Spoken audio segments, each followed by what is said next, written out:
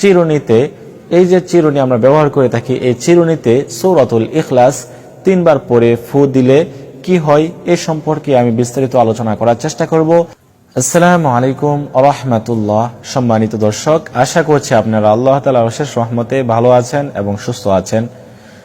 সুপ্রিয় দর্শক, আজকে আমি আলোচনা করব চিরুনির মধ্যে যদি সূরাতুল ইখলাস 3 বার পাঠ করেন তাহলে কি হয়, কি হবে, কি লাভ আছে এই সম্পর্কে বিস্তারিত আলোচনা করার চেষ্টা করব। আপনারা ধৈর্য সহকারে এই ভিডিওটি দেখার চেষ্টা করবেন। আর আমলটি কিভাবে করতে হবে, করলে কি হবে, সম্পূর্ণ ভিডিওটি দেখেন ইনশাল্লাহ, তাহলে জেনে নিতে পারবেন। যারা এই চিরুনির সম্পর্কে কিন্তু আমরা সকলেই জানি, এই চিরুনি দিয়ে আমরা চুল আঁচড়াই। তো এই চিরুনি দিয়ে আমরা যদি এই আমলটি করি তাহলে আমাদের কি লাভ হবে, আর এই আমলটি আমরা কখন করব? এই আমলটি করার জন্য আমরা যে কোনো সময় এই আমলটি আমরা করতে পারি, যে কোনো সময় এই আমলটি আমরা করতে পারবো।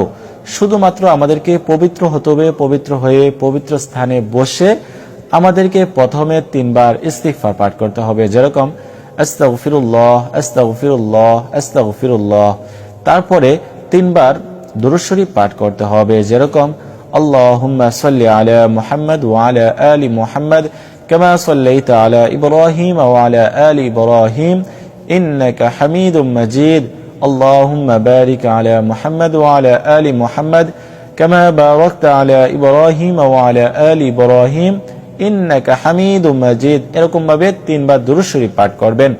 পাঠ করা শেষ হয়ে গেলে 3 বার সূরাতুল ইখলাস পাঠ করবেন সহিহ শুদ্ধভাবে। আমি পাঠ করতেছি, আপনারা অবশ্যই সহিহ শুদ্ধভাবে শিখে তারপর আমলটি করবেন। আউযু বিল্লাহি মিনাশ শাইতানির রাজীম। বিসমিল্লাহির রহমানির রহিম। কুল হুয়াল্লাহু আহাদ আল্লাহুস সামাদ লাম ইয়ালিদ ওয়া লাম ইউলাদ ওয়া লাম ইয়াকুল লাহু কুফুয়ান আহাদ। বিসমিল্লাহির রহমানির রহিম।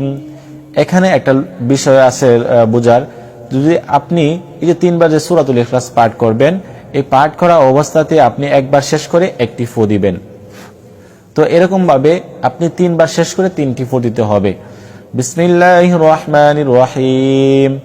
কুল হুয়াল্লাহু আহাদ আল্লাহুস সামাদ লাম ইয়ালিদ ওয়া লাম ইউলাদ ওয়া লাম ইয়াকুল লাহু কুফুয়ান আহাদ।